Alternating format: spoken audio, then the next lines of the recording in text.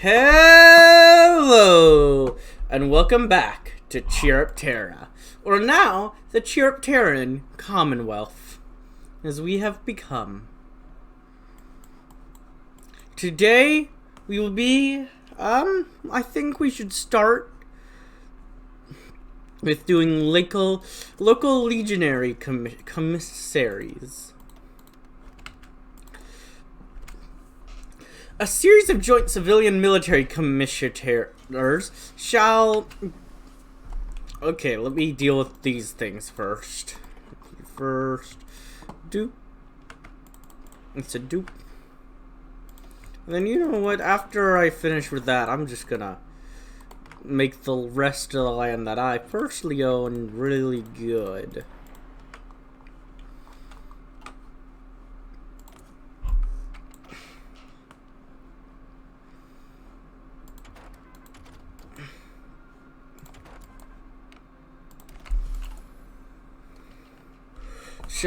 A series of joint civilian military commissioners shall be established in these zones of occupation to deepen our connection to these new territories with our government in Chiropterra. Over time, these shall be dismantled in favor of more conventional governmental structures once the insurgency is pacified down to a local level. Makes sense.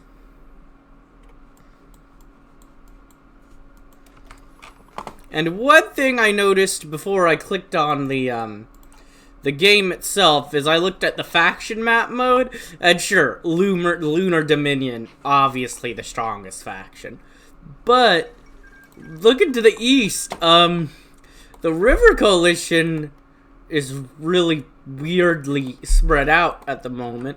But, they're also losing members and parts of their territories to this ever-growing Griffonian People's Front. Whoa.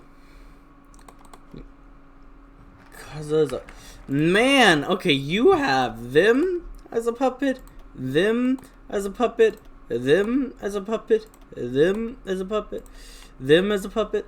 Prywin has them, and them. I think this is just them two and their legions of puppets? Wow. That's honestly kind of impressive.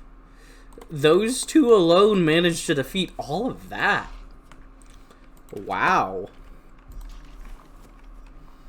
I mean, I don't like you, but man, I must admit, that is very impressive.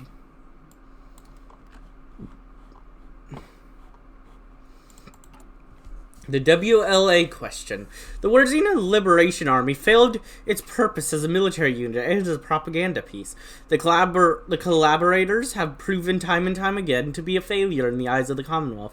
As we finalize our effort in illuminating organized resistance, the WLA is our final decision. What do we do with them? What do we do with them indeed? I can only imagine what we'll do with them. No, joking. Let's get the Mage Company and just see what sort of thing it needs for it.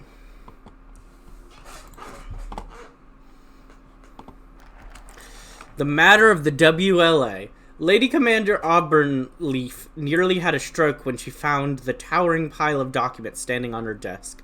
She had simply asked her useful material regarding the WLA to be delivered to her, but this, even worse, a brief skimmer of a couple of these was more than enough to confirm her worries. She immediately sent for the one who had written all those reports. Surely they had to be exaggerated, right?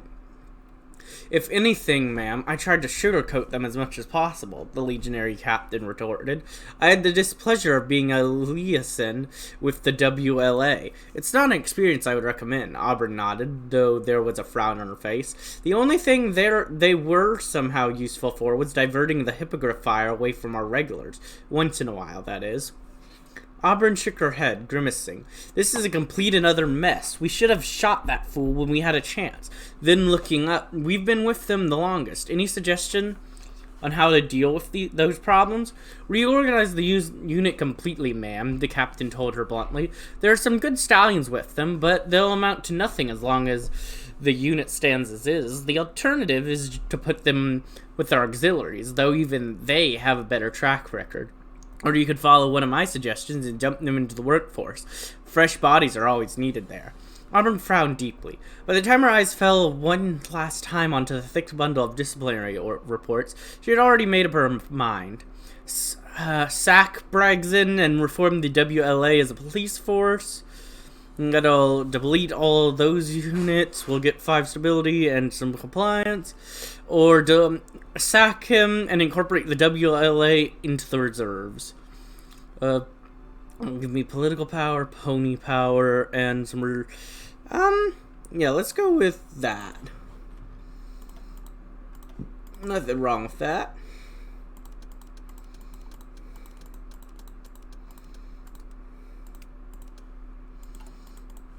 Alright.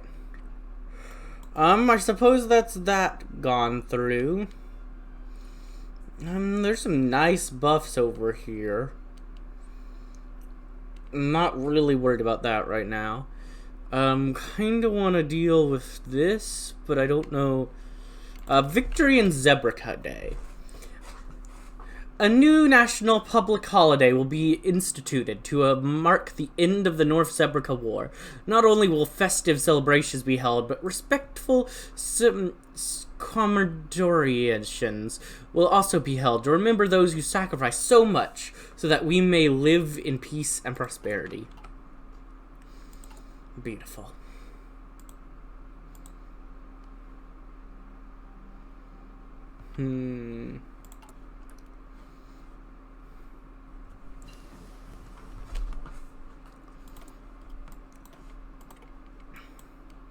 Okay, now let's just look at the mage companies with, like, this group.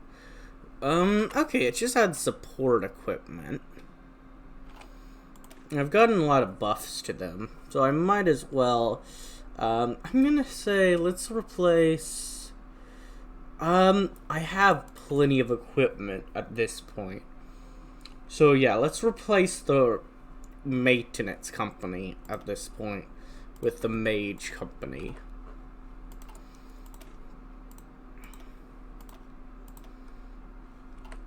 And then also,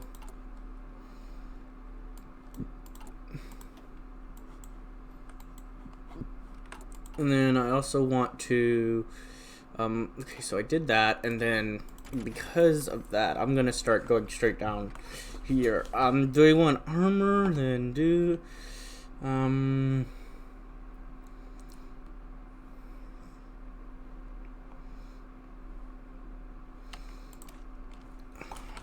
yeah, let's go harmony. Just because it's harmony.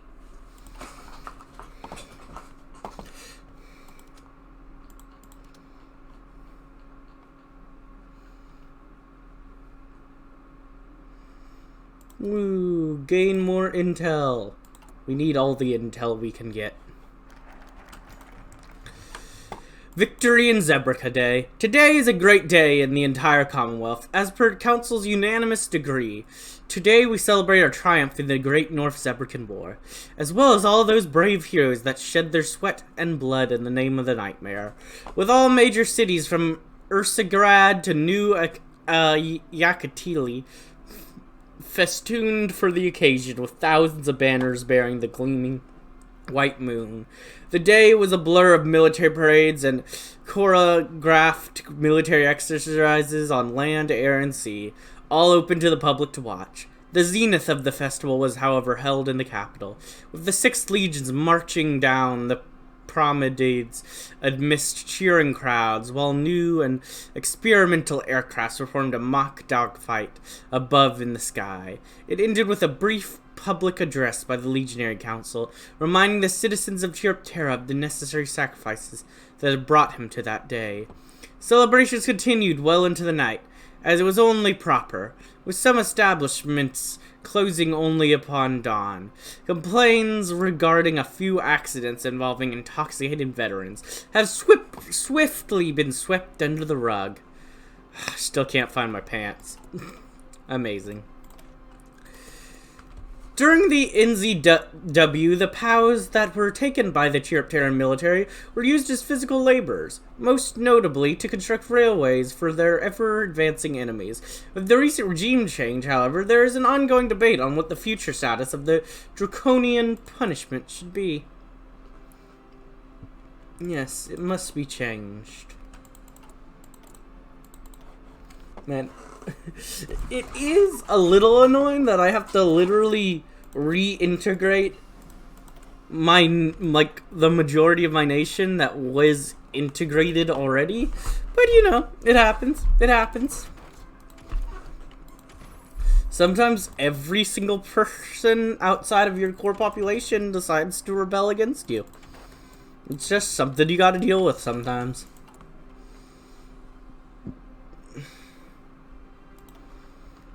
Do you guys have the... what is it?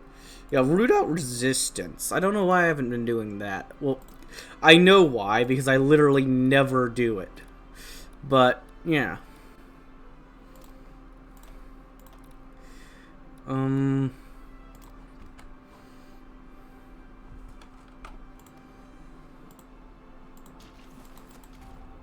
They're still not getting everywhere, but, you know, they're getting a good amount.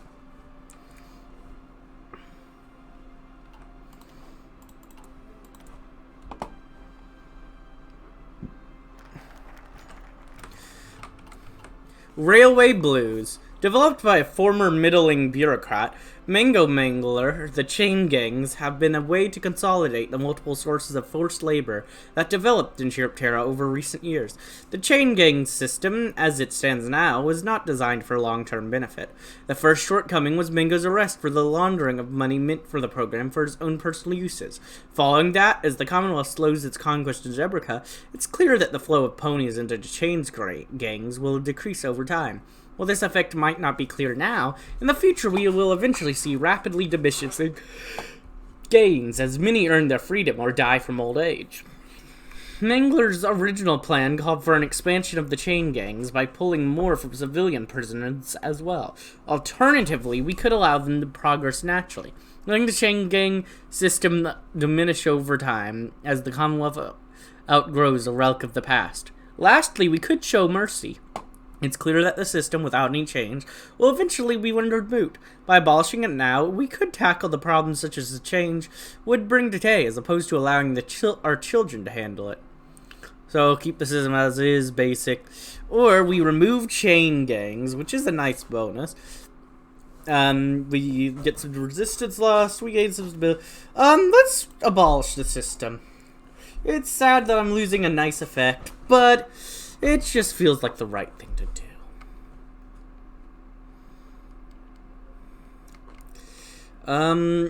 Next I'm going to trust building campaign.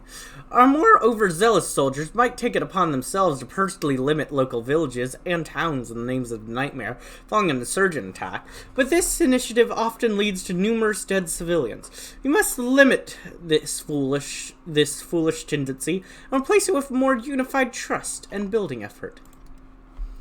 Yes, of course.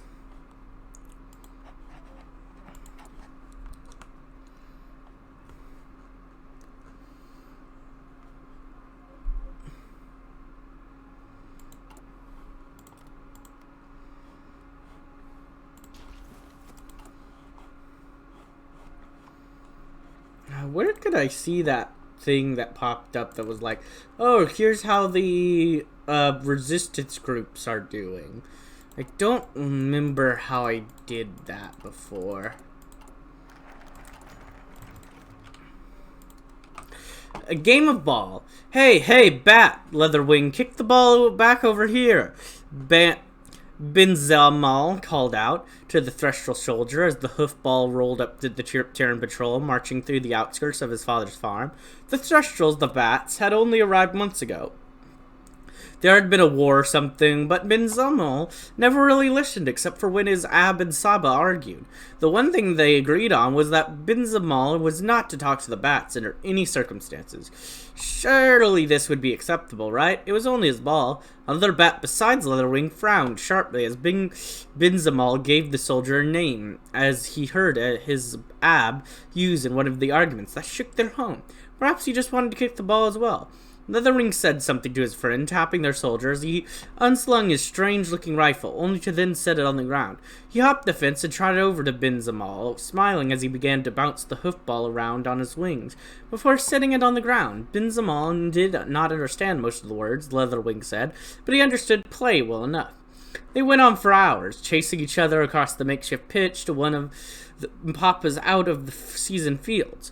Ben Zamal was not the fastest zebra in his village, but he was certainly the spryest. Leatherwing was too clumsy, but much stronger. Eventually, more of the bat's friends joined, and Ben Zamal had to pause to wave some of his friends out. Even some of the adults stopped and watched. Ab and Saba would switch him raw over it, but Ben Zamal could not remember the last time he had this much fun. Ben Zamal was glad to have new friends. Aw. I'm glad. The Responsible Government Act. With an accountable government, ruling the Commonwealth laws must be introduced to ensure that subsequent governments will be just as responsible. This statute will introduce various checks and balances in state institutions to ensure transparency in their dealings. This act will also ensure that only officials with integrity will be allowed to work towards improving this nation. Makes sense to me.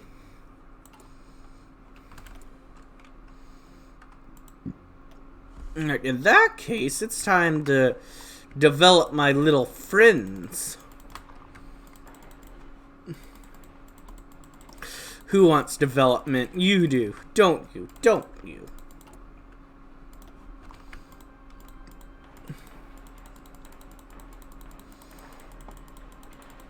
Oh yeah, you do. You want development.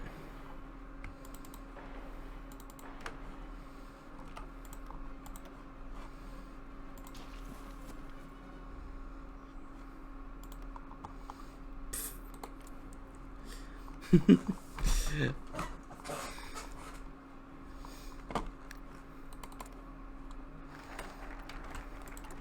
mean, Hawkland's just chilling there, like, surrounded on both sides, like, so I'm not gonna be attacked and killed?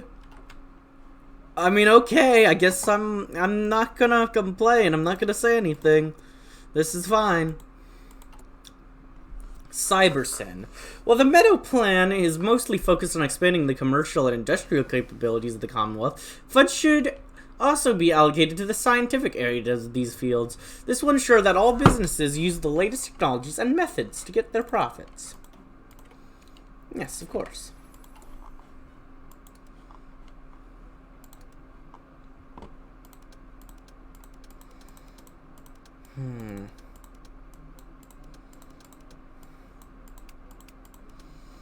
Now, where do I click to see that? I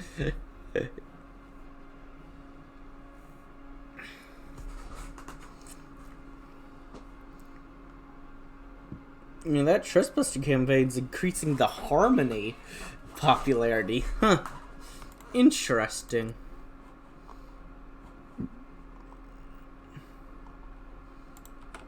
Wait.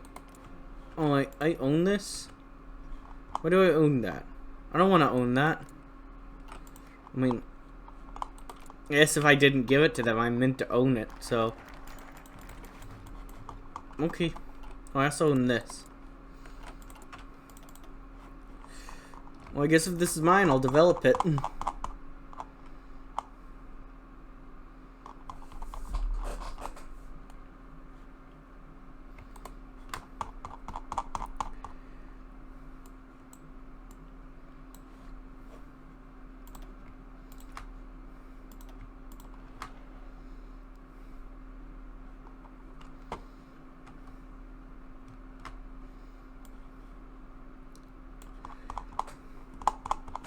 Interesting. Persia is also mine. And so is that. It's like, oh, I have these. Cool. Going online. So what do you think? Spring Meadow inquired, a smug smile of satisfaction on the unicorn's face. I did have to pull a couple of strings to get my hooves on a working model, but I assure you it was worth every bit. We were in luck, though, that this university from Manhattan was willing to give out a prototype. Kurt Stick said nothing as he gazed at the box-shaped device, now occupying half his deck. He frowned. I appreciate the gesture, but Meadow, why there's a box on my desk? This is more than a simple box. It's a technological marvel from Equestria. It's the future. Consider it a present from my part. Alright, but what does it do? The real question is what it doesn't do. Imagine, Carrot, a typewriter, a calculator, and your personal agenda, all merged into one device, and this is but the beginning. Give it a couple of years, a decade at most, and you'll see its features double, nay, quintuple. Imagine, Carrot, our industries will be able to keep into constant contact with each other, adjusting and calibrating the production with clockwork-like precision. Delays will become a thing of the past. Maybe one day we'll even manage to bring one of these devices into each Chiropterran home. Think about it. The possibilities are literally limitless. Carrot Stick alternated his gaze between the mayor and the monstrosity that still occupied his desk. Eventually he sighed. Alright then, he said at last, despite his reservation. I'm willing to give it a try. Carefully he approached it, his eyebrows furrowed with suspicion. How are you supposed to turn it on, anyway? I wonder what the future will bring. Yay!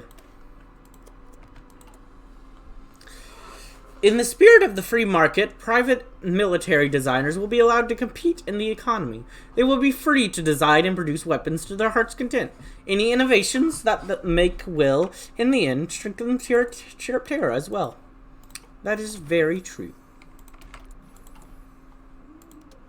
They will make us stronger.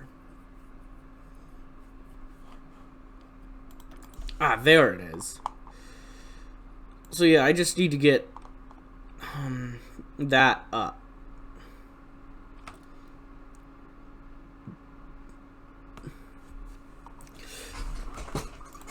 And the best way is just to keep gathering intel. I suppose.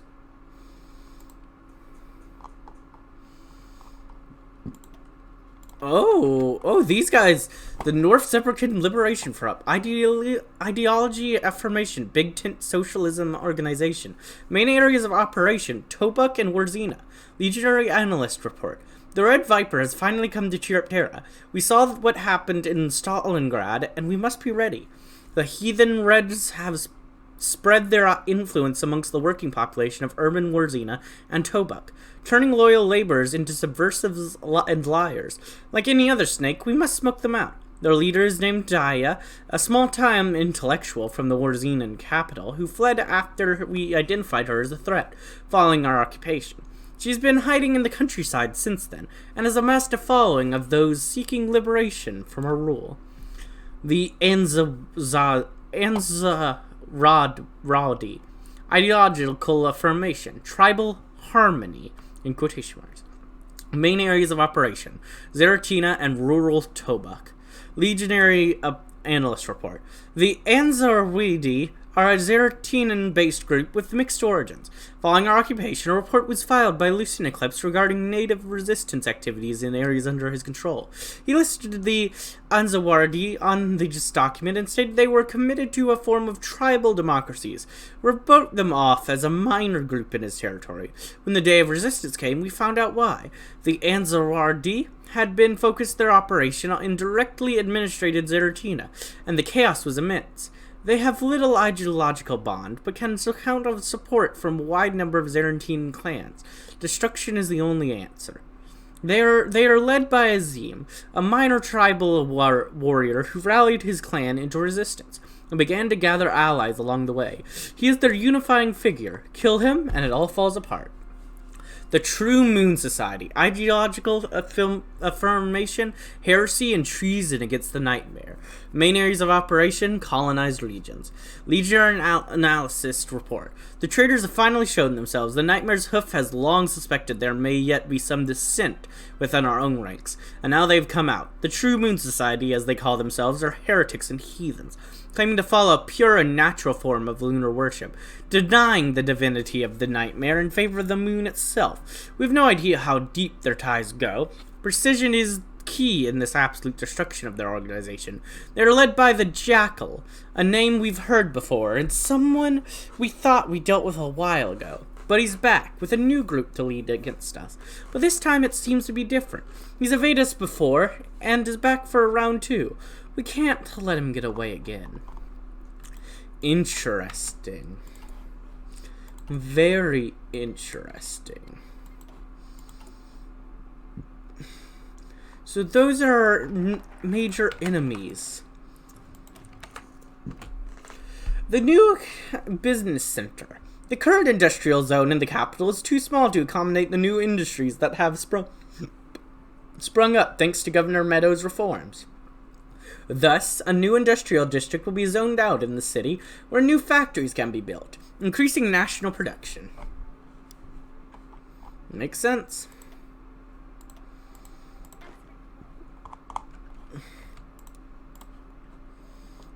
Let's give you some more space. Just because, why not?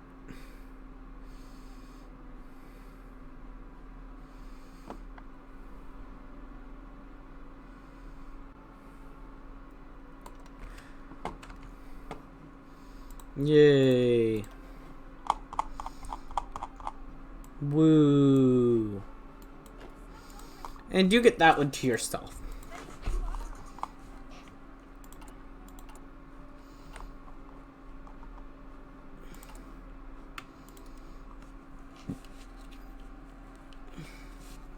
Keep gathering intel. The Wolf of Palisade Street. Spring Meadow leaned back in her chair, the lithe unicorn wearing a pleased expression on her personal accountants, quietly exited the room as she nursed another glass of champagne. Her rather flustered secretary finally handed her the ticker tape from the closing of the afternoon's market. The reports you asked for, Madam Governor.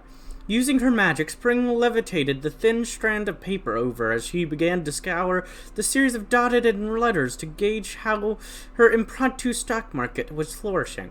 While the Night Empress dictated the economic laws on Equus, the Commonwealth was enjoying a much less restrictive period of growth, for now. A series of shell companies left over from the Nightmare hoof operations during Moonshine gave them a hoof in the door in just about every major world market. Spring made sure that within the Commonwealth of Chiropterra that no business would have an underhoof advantage over the other, but through the shell companies? Spring Meadow would not allow the stock market of Palisade Street to profit from the loyal subjects of the Empress on Zebrica or on Equus. The rest of the world, though, she could squeeze them for the bottom line with the punitive tariffs, lobbying, and quiet exploitation. The economy of the Commonwealth would prosper. Chiropterran innovation was rooted in this game, after all. Governor Meadow would ensure that Palisade Street would be a wolf among the sheep in the markets. Money, power, mares, and stallings. As the nation's industry grows, so does the urbanization rate. To ensure that cities can provide work and housing to these new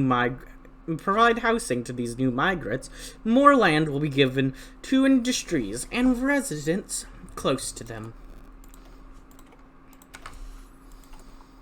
The only right thing to do.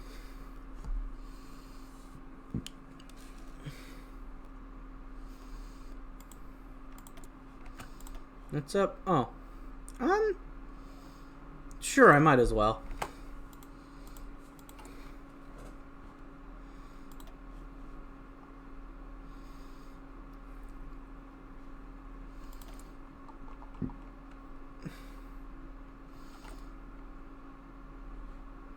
Okay, well, whatever.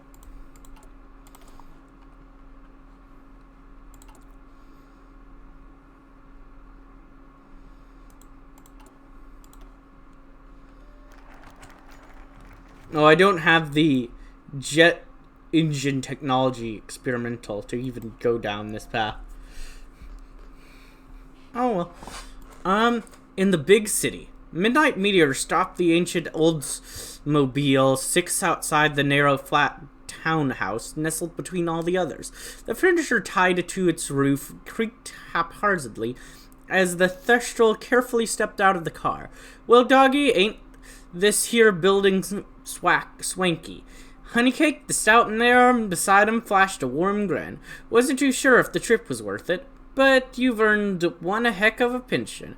What can I say? If I'd known oil was on the farm, I would have accidentally shot that there to ground sooner, Midnight said with a beaming smile, flashing a gap-toothed grin to his sweetheart as he gestured up to their new home. You're lucky them Celestials didn't have a chance to blow your handsome head off. We're a long way from hayseed, Midnight. You sure this is gonna be the best place to raise the foals? Why didn't we take one of them farms out in the east? Honey asked, a persistent worry hanging in her voice. With Nightmare Moon's victory on Equus and the Midnight's blundering heroics, they had earned a chance at a fresh start. My pa was a farmer. His grandpapa was a farmer. His great-grandpapa was a farmer. All us meteors have ever been as farmers. I want them kiddos on the way to have more of a choice than we did.